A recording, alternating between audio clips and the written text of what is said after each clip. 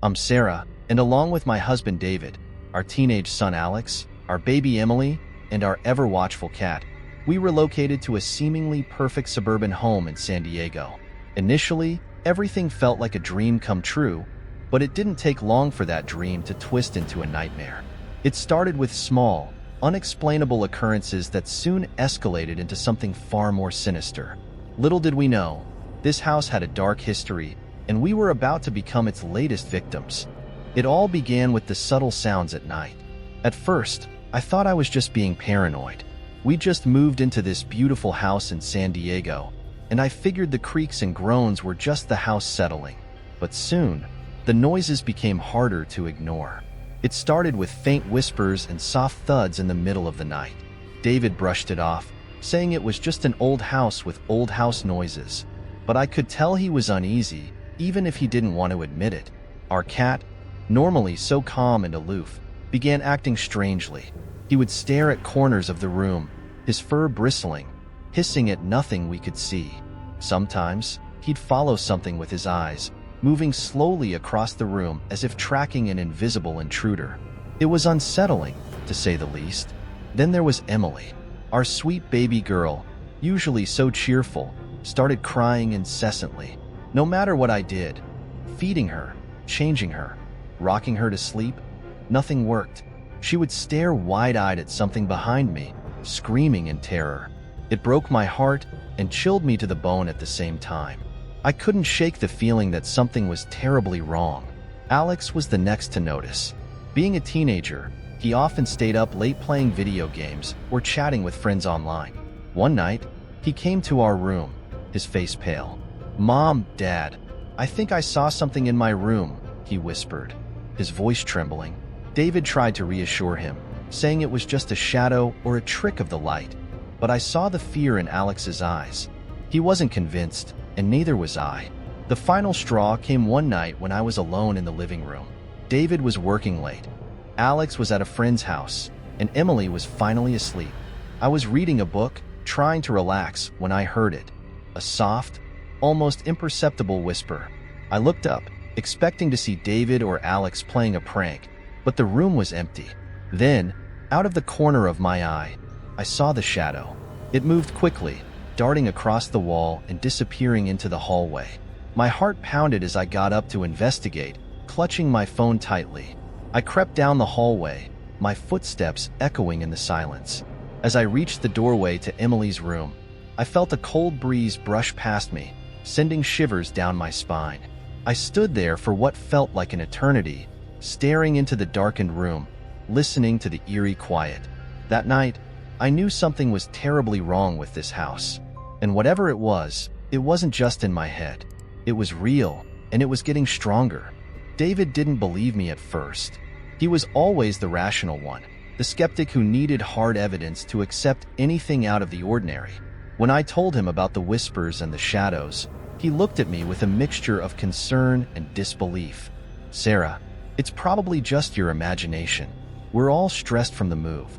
It'll settle down," he said, trying to comfort me. But his words felt hollow. One evening, after another sleepless night filled with strange noises, I pleaded with him to take it seriously. "David, something is wrong here. We can't just ignore it. What if it gets worse?" He sighed, rubbing his temples, and finally agreed to install cameras around the house. "Fine. If it'll make you feel better, we'll set up some cameras and see what's going on." We spent the next day setting up the security system, placing cameras in the living room, hallways, and each of the bedrooms.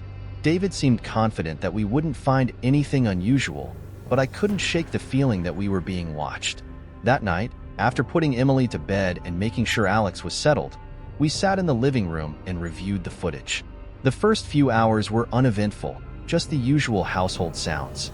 But then, around midnight, things started to change. The living room camera caught a door slowly creaking open on its own. There were no drafts, no visible reasons for it to move, yet it did. David leaned in closer, his skepticism wavering. As we continued to watch, we saw shadows flitting across the walls, quick and darting, like something was moving just out of sight. The hallway camera picked up strange, indistinct figures that seemed to appear and disappear in the blink of an eye. David's face grew paler with each passing moment. This can't be real, he muttered. But the evidence was undeniable. The most disturbing footage came from Emily's room. In the dead of night, her crib began to shake gently, then more violently. Her tiny form was visible through the bars, tossing and turning as if disturbed by an unseen force. Then, the whispering started again, faint but unmistakable, captured by the camera's audio. It sounded like multiple voices, overlapping in a sinister chorus. David sat back, his hands trembling. I don't understand. This shouldn't be happening. How is this possible? For the first time, I saw genuine fear in his eyes. The reality of our situation was starting to sink in. That night, we barely slept. Every creak and groan of the house seemed amplified, every shadow a potential threat. David decided to keep the cameras running continuously, determined to gather more evidence. He became obsessed, reviewing the footage over and over, hoping to find a logical explanation but finding none. As the days went by, the activity in the house grew more intense. Doors slammed shut on their own, lights flickered uncontrollably, and the temperature would drop suddenly, leaving us shivering in our own home. Alex, who had been skeptical like his father, started sleeping with a baseball bat by his bed, his bravado fading with each passing day. The tension in the house was palpable. We were all on edge, snapping at each other over the smallest things. The fear was tearing us apart, and as much as David tried to rationalize it, to find a scientific explanation, deep down, we all knew the truth. Something evil was in our home, and it wasn't going to leave us alone. The nights grew longer and more terrifying. What started as whispers and shadows quickly escalated into something much more sinister. One evening, as I was putting Emily to bed, the temperature in her room dropped suddenly. I could see my breath forming clouds in the frigid air. Emily's cries turned to terrified screams, and I felt a cold hand brush against my arm. I screamed, grabbing her from the crib and running to the living room where David was reviewing footage once again. David, it's getting worse, I cried, holding Emily close. He looked up, his face etched with worry. I know, Sarah. I've seen things on the footage that I can't explain. He played back the latest recordings, and we watched in horror as shadows moved with a malevolent purpose. Doors slammed violently, and objects flew off shelves. Alex came into the room, his face pale. Mom, Dad, I found something, he said, holding an old, dusty book. It's the history of our house. There's something you need to see. We gathered around as he opened the book to a marked page. It detailed a dark history involving our home, a place where sinister rituals were once performed. This house was owned by a family in the 1800s who were involved in some kind of cult, Alex explained, his voice trembling. They made a pact with an evil spirit, and it cursed their bloodline. Everyone who's lived here has experienced terrible things. A chill ran down my spine. So, this isn't just a haunted house. We're dealing with a curse? I asked, horrified. Alex nodded. I think so. And it's targeting us because of that pact. We need to find a way to break it. David, ever the skeptic, finally seemed to accept the gravity of our situation. All right, we need to know more. We need help. He contacted a local historian and paranormal expert, a man named Dr. Elliot, who agreed to come to the house the next day. When Dr. Elliot arrived, he immediately sensed the malevolent presence. This house is filled with dark energy, he said, his voice grave. He performed a thorough investigation, using equipment I'd never seen before. As he moved through the house, he explained the rituals that had taken place here, the sacrifices, and the pact with the spirit. This entity is ancient and powerful. It feeds on fear and chaos, he told us. He then performed a cleansing ritual, chanting in a language I couldn't understand, burning sage and drawing symbols around the house. For a moment, the air felt lighter, and the shadows seemed to retreat. But Dr. Elliot warned us, this is only a temporary measure. The curse is deeply rooted. We must find the source and destroy it. We spent the next days in a frantic search for clues. Alex, driven by fear and determination, scoured the old book and the internet for any information on how to break the curse. David and I followed every lead, digging through old records and exploring every corner of the house. One night, as we were searching the basement, we found a hidden compartment in the wall. Inside was a small, ornate box covered in strange symbols. We opened it carefully, revealing an old, yellowed parchment. It was a contract written in blood, detailing the pact made by the original owners with the spirit. "This is it," Dr. Elliot said, when we showed it to him. "This is the heart of the curse." He instructed us on a ritual to break the pact, one that required the blood of the current occupants, us. Fear gripped us, but we knew we had no choice. The presence in the house was growing stronger, more aggressive. It was only a matter of time before it took one of us. We prepared for the ritual, gathering the necessary items and steeling ourselves for what was to come. As we began, the house seemed to come alive with rage. Shadows twisted violently, and the air was filled with an unearthly wail.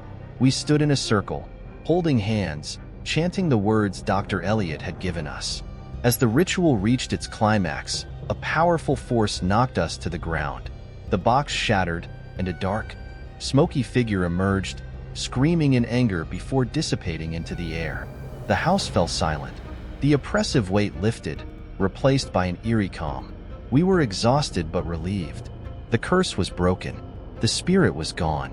But the experience had left its mark on us.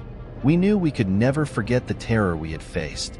The house, once a symbol of a fresh start, was now a reminder of the darkness that lurked just beyond the edges of our reality. Despite the apparent success of the ritual, the following days were anything but peaceful. At first, we felt a sense of relief. The house was quiet, the oppressive atmosphere lifted. Emily slept through the night without waking up in terror, and even the cat seemed more relaxed. For the first time in weeks, we allowed ourselves to believe that we were finally free from the nightmare. But the calm didn't last long. It started with small things. Doors that had been firmly closed were found ajar in the morning.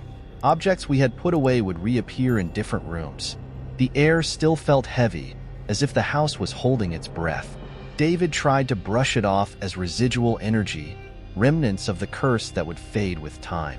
I wanted to believe him, but deep down, I knew something was still very wrong. One night, as I was putting Alex to bed, he turned to me with a serious expression. "Mom, I don't think it's over," he said quietly. "I still feel it. It's like it's watching us, waiting." His words sent a shiver down my spine. I wanted to comfort him, to tell him that everything would be all right, but I couldn't bring myself to lie. I felt it too. The next morning, David decided to review the footage from the night of the ritual. He sat at the dining table, his laptop open, eyes glued to the screen. As he watched, his face grew paler, his expression more troubled. "Sarah, you need to see this," he said, his voice shaking. I joined him, my heart pounding. On the screen, the ritual played out as we remembered it, until the moment the dark figure dissipated. But then, something we hadn't noticed before caught my eye. A shadow, darker than the rest, lingered in the corner of the room, watching us. It didn't disappear with the spirit. It stayed. Panic set in. "What does this mean?" I asked, my voice barely above a whisper. David shook his head. "I don't know, but it means we're not done. It's still here." We called Dr. Elliot immediately. He arrived later that day, his expression grave as he listened to our account. He inspected the house again, his face growing more serious with each step. "The ritual should have worked," he said, puzzled. "There must be something we missed." We spent the next few days in a state of heightened alert, constantly on edge. The disturbances in the house grew worse. Alex was pushed down the stairs by an invisible force, leaving him with a sprained wrist. Emily's crib would shake violently in the middle of the night, her cries piercing the darkness. Even David, the last bastion of skepticism, couldn't deny the reality anymore. Desperate for answers, Alex and I delved deeper into the house's history. We scoured every record, every piece of information we could find. It was during one of these late-night research sessions that Alex stumbled upon an old newspaper article. It detailed the mysterious disappearance of a young girl who had lived in the house over a century ago. The girl's name was Abigail, and she was rumored to have been part of the cult that originally cursed the house. Her body was never found, but her presence was said to haunt the grounds, seeking revenge for her untimely death. We brought this information to Dr. Elliot. "It's her," he said, a note of realization in his voice. "The spirit we banished was just one part of the curse. Abigail's spirit is still here, and she's the one holding the grudge." He explained that we needed to address Abigail directly, to find a way to give her peace and end her torment. We devised a plan to communicate with Abigail, to try and understand her pain and help her move on. That night, we gathered in the living room once more, candles lit and hope fragile. Dr. Elliot guided us through the process, calling out to Abigail, asking her to show herself. At first, there was nothing but silence. Then, the temperature dropped sharply, and a faint figure appeared in the doorway. It was a young girl, her eyes filled with sadness and anger. "Why are you here?" I asked, my voice trembling. "What do you want?" Abigail's voice was a whisper, barely audible. "Justice," she said. "They took everything from me." We listened as she recounted her story, the betrayal, the rituals, the pain. It was heartbreaking. She was just a child, caught in a web of darkness she didn't understand. We promised to help her, to find a way to give her the justice she sought. The night ended with a sense of resolve. We knew what we had to do. The next step was finding a way to bring closure to Abigail's tragic story. But as we extinguished the candles and prepared for bed, I couldn't shake the feeling that our ordeal was far from over. The darkness in the house was still there, lurking just beyond the light, waiting for its chance to strike. The next day was a blur of research and planning. We had to find a way to give Abigail the justice she so desperately needed. David and I pored over the old records, trying to piece together her story and the events that led to her tragic fate. Alex, determined and resourceful, combed through every piece of information he could find online about the rituals and practices of the cult that had cursed our home. We discovered that the cult had been led by a man named Ezekiel Hawthorne, a charismatic but sinister figure who had convinced his followers to perform dark rituals to gain power. Abigail, it seemed, had been an unwilling participant, forced into the cult by her family. When she tried to escape, she was caught and subjected to a final, horrific ritual that bound her spirit to the house. Dr. Elliot suggested that we needed to recreate a ritual of our own, not to summon or banish, but to release. We need to show Abigail that we understand her pain, that we acknowledge the injustice done to her, and that we seek to free her from this torment, he explained. The ritual would involve symbols of peace and forgiveness, items that represented Abigail's lost innocence, and a formal apology for the wrong she suffered. We gathered the necessary items: a white dress to symbolize purity, flowers to represent innocence, and a locket we found in the hidden compartment of the basement, which we believed had belonged to Abigail. That evening, as the sun set and shadows began to creep across the walls, we prepared for the ritual. We set up in the living room, the center of so much of the paranormal activity. Candles were placed around the room, casting a soft, flickering light. Dr. Elliot drew symbols on the floor with chalk, forming a protective circle. We stood inside the circle, holding hands, our hearts pounding with a mix of fear and hope. Dr. Elliot began to chant, calling out to Abigail, inviting her to join us. The temperature dropped once more, and we felt a presence enter the room. The candles flickered violently, and the air grew thick with an oppressive energy. Then, she appeared. Abigail's ghostly figure stood before us, her eyes wide and filled with a mixture of sorrow and rage. "Abigail," Dr. Elliot said gently, "we are here to help you. We know what happened to you, and we want to give you peace." He explained our intentions, the ritual, and the symbols we had gathered. "We acknowledge the pain you endured, and we offer our deepest apologies for the injustice you suffered." As he spoke, I could see a change in Abigail. Her features softened, and the anger in her eyes began to fade, replaced by a deep sadness.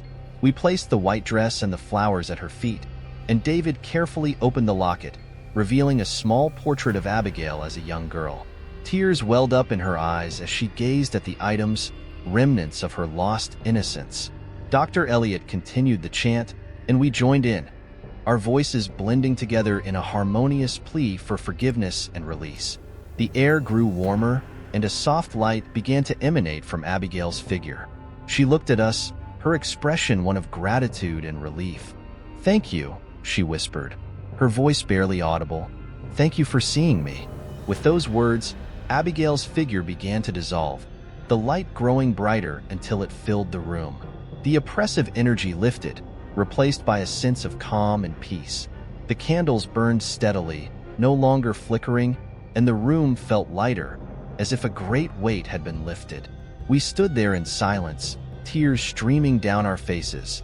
The ordeal had taken its toll on us, but we knew that we had finally done the right thing. Abigail was free, and the darkness that had plagued our home was gone. For the first time in weeks, we slept peacefully that night. The house was quiet, the shadows no longer menacing. Emily slept soundly in her crib. Alex's fear was replaced with a sense of triumph, and even the cat seemed content. As we drifted off to sleep, I felt a sense of closure, knowing that we had helped a lost soul find peace.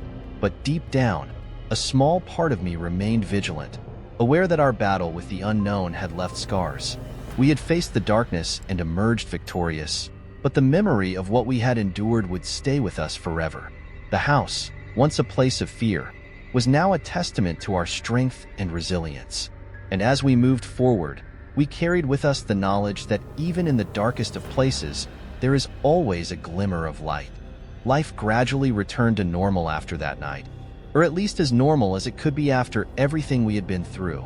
The oppressive atmosphere had lifted, and for the first time in what felt like forever, we felt at peace in our own home. David returned to work, Alex to his studies, and I resumed the daily routines that had been disrupted for so long. But the experience had left an indelible mark on all of us. One morning, about a week after the ritual, I was sitting in the living room with a cup of coffee, savoring the quiet. Emily was playing on the floor with her toys, giggling and babbling happily. The sound was a welcome relief, a sign that the nightmare was truly over. David came in, kissed me on the forehead, and smiled. "It's good to have our home back," he said, his voice filled with genuine relief. But as the days turned into weeks, we couldn't shake the feeling that something was still lurking, just out of sight. It wasn't the malevolent presence we had felt before, but a residual unease, a reminder of what had happened. Alex, ever the curious and cautious one, decided to do one final sweep of the house, just to be sure there were no lingering remnants of the curse. One afternoon, he came to me with a worried look on his face. "Mom, I found something," he said, holding up a small, weathered book.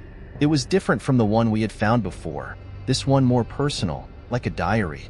We gathered around the dining table as he carefully opened it, revealing pages filled with handwritten entries.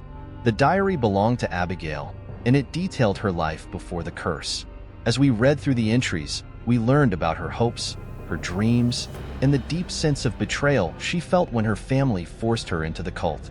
It was heartbreaking, but it also provided a sense of closure. We finally understood her fully, beyond just the tragic ghost that had haunted us. One entry, in particular, caught our attention. It described a hidden room in the house, a place where she would hide from the cult members, seeking refuge. Intrigued, we decided to search for it. Following her detailed descriptions, we discovered a concealed door behind a panel in the basement. Inside was a small, dusty room filled with Abigail's belongings, dolls, books, and personal mementos. It was a poignant reminder of the life she had lost. We decided to honor her memory by preserving the room, turning it into a small memorial. It felt like the right thing to do, a final act of respect for the girl who had suffered so much. As we stood in the room, a sense of peace washed over us. We knew that Abigail was truly at rest now, her spirit free from the torment that had bound her to the house. The oppressive feeling that had lingered was gone, replaced by a calm serenity. That night, we gathered in the living room, reflecting on everything that had happened. "We've been through so much," David said, his voice filled with emotion. "But we made it through. We're stronger because of it." Alex nodded, his face determined. "And we'll make sure nothing like this ever happens again." Emily, blissfully unaware of the horrors we had faced, played happily at our feet. Even the cat seemed more content, purring softly as it curled up on the couch. As I looked around at my family, I felt a deep sense of gratitude. We had faced unimaginable darkness and come out the other side stronger and more united. In the days that followed, we continued to live our lives, always mindful of the lessons we had learned. We never forgot Abigail or the ordeal we had endured, but we also didn't let it define us. Our home was once again a place of warmth and love, a sanctuary where we could build new memories. And so, life went on. The shadows that had once haunted us were gone, replaced by the light of understanding and the strength of our bond. We had faced the unknown and emerged victorious, forever changed but resolute in our determination to protect each other and our home. If you enjoyed this story, please subscribe, like, and comment, and stay tuned for the next story.